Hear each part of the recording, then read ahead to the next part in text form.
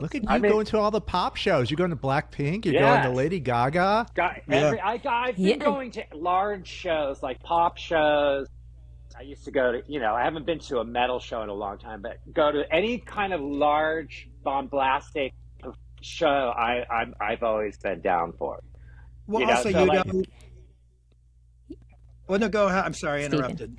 oh, I'm just saying, that's the best place to see those kind of groups. The people who put on these huge theatrical shows with bombs and special effects, and it's got Lady Gaga is not much different than like the Alice Cooper or Kiss shows that I went to as a kid, and it's the same thing. Same thing with Blackpink. It's like seeing a cross between the Supremes and Kiss.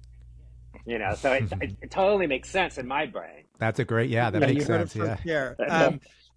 And Jeff also, we should probably maybe mention that Jeff was very supportive of his daughter Astrid's taste in music. So he would take her to Jonas Brothers concerts and Miley Cyrus back in the aughts, I suppose, and he, he got into it right along with her rather than they were being great like shows.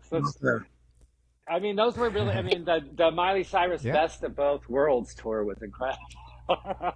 Miley Cyrus with the Jonas Brothers opening, and she did. And this is how surreal that show was. Okay, so she made a double album called Best of Both Worlds. One of the discs was Miley Cyrus. She was the artist Miley Cyrus. And then the other disc was as Hannah Montana, did the blonde wig.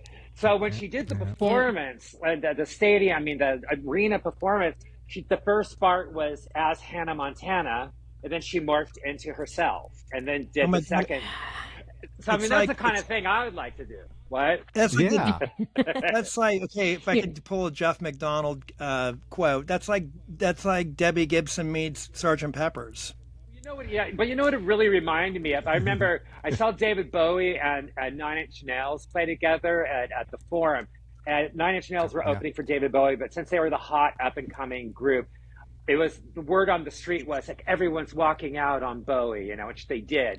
But that show was great because Nine Inch Nails played, and then Bowie came out and played with them, and then their stage set was kind of slowly changing. And then all of a sudden, Nine Inch Nails were gone, and it was just David Bowie. So, like, that was very much like the Miley Cyrus Best of Both Worlds tour. It was like a mutation. Well, so did she go from being Hannah Montana to Miley Cyrus, or she went from being in the Jonas Brothers to being solo? No, she went from being Hannah Montana to Miley Cyrus. Okay, which is so a that's really even high concept. It's high concept. That's even better. That's even better than what Bowie did. Because what Bowie should have did is he should have came out as Ziggy Stardust and then morphed into David Bowie. And then into something else. And then into Miley Cyrus. And then into Miley Cyrus. And then, he would still be alive today. But another thing about that Miley Cyrus show, she was 14 at the time. And she played several nights at the Staples Center.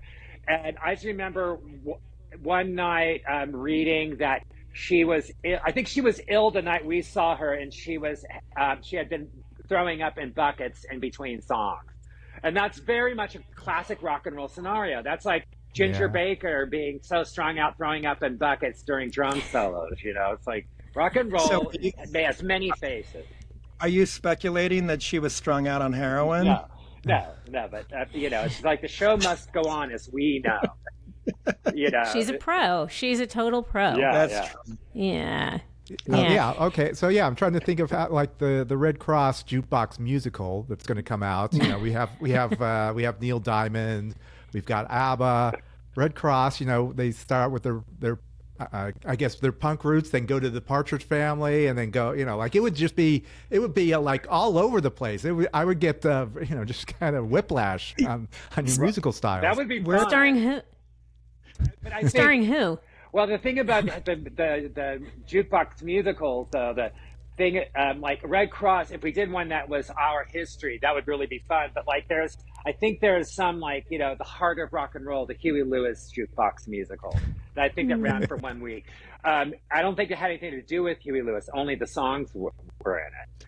Yeah, so some of those are, so we would have to choose which direction we were going to go. We were going to use an original story, or we were going to tell our tale. Well, I think for starters, we'd have to also accept the fact that it would be an off-Broadway musical. It has to be Broadway.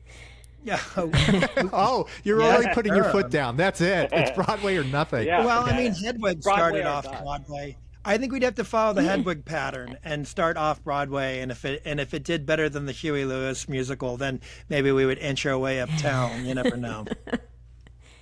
And I think, for a layperson's comment, I think your story is enough of a. You don't have to come up with any story for your story. Your story is perfect and entertaining.